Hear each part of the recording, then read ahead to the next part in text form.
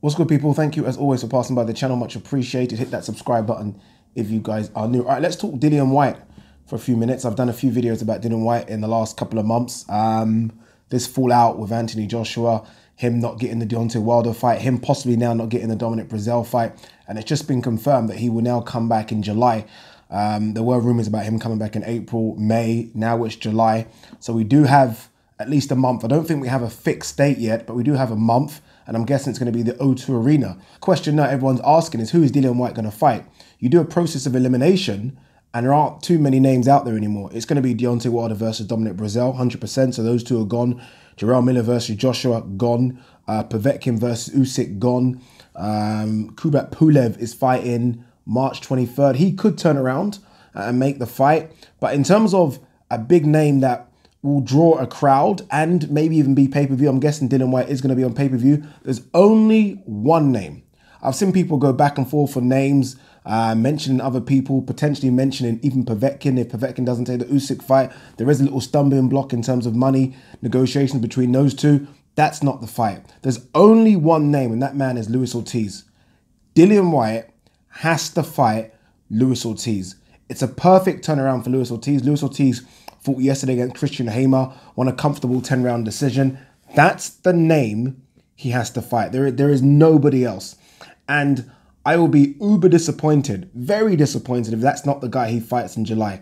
It makes complete sense. Both of those guys are, I think, top five. I mean, you could argue who's fourth and fifth between both of them, but I think both of those guys are top five guys. Luis Ortiz has only lost once. That was to Deontay Wilder. Dillian Whyte's only lost once. That's to Anthony Joshua. Perfect matchup. And if you're Dillian Whyte and you and your team sat down and watched the fight yesterday against Christian Hamer, Luis Ortiz didn't look great.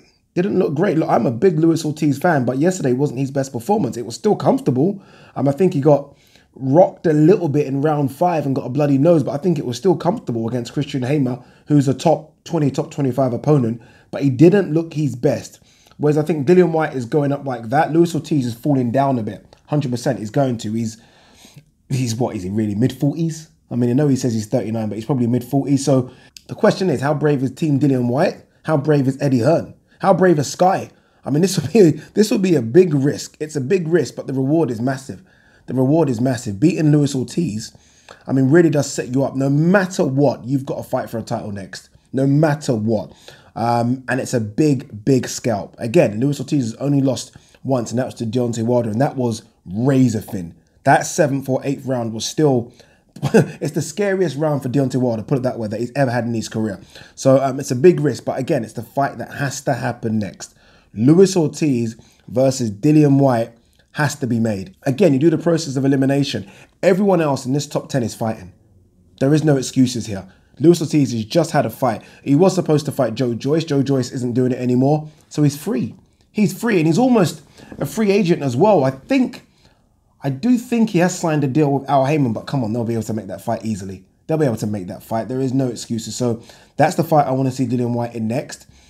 Fingers crossed it happens. It's a great fight. Again, Dillian Whyte rolled the dice here, not taking the Joshua fight for what, 5 million, assuming he's going to get the final eliminator against Dominic Breazeale to fight Deontay Wilder. That's not happening. The next best thing, easily, I don't even want to hear any other names, it was Luis Ortiz. What do you guys think? Let me know.